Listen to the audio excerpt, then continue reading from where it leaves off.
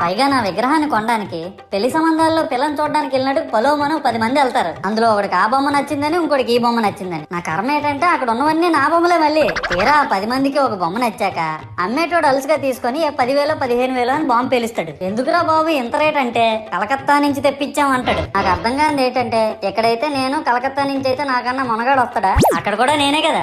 ఇలా నన్ను బజార్లో పెట్టి బేరం ఆడి నా మొహానికి ముసుగేసి వ్యాన్ ఎక్కిస్తారు. ఆ వ్యాన్ డ్రైవర్ గాడు నేను ఉన్నానని కూడా చూడకుండా ఏదో ఆలోచించుకుంటూ డ్రైవ్ చేస్తా గతకల్లో గబ్బి గుబ్బి అని తించేసి నా కాల్లో చెయ్యి ఎరగొట్టేస్తాడు. ఈ విషయం చందాలు ఇచ్చిన చిన్నోళ్ళకి తెలిస్తే మళ్ళీ ఇరిగిపోయిన బొమ్మ పెట్టకూడదని ఏ బొమ్మ రాసి కవర్ చేసేస్తాడు. సరేలే జరిగిందేదో జరిగింది, నా భక్తులే కదా కూల్ బ్రో అని చిల్లయ్యే లోపు నన్ను పందిర్లో పెట్టి ముసుగు తీసి నాకన్నా పొడుగుండే సౌండ్ బాక్సులు 2 నా చెవులు పక్కన పెట్టి డీజే గణేష్ బ్రో అని చెప్పి నా పాటలను కూని చేస్తారు. సరేలే పిల్లలు కదా ఇప్పుడు కాకపోతే ఎప్పుడు ఎంజాయ్ చేస్తారు, కాసేపట్లో పూజ స్టార్ట్ చేస్తారని వెయిట్ చేస్తా ఉంటే ఆ 5 రూపాయల వ్రతకల్పన బుక్ చూస్తే అది ఎక్కడ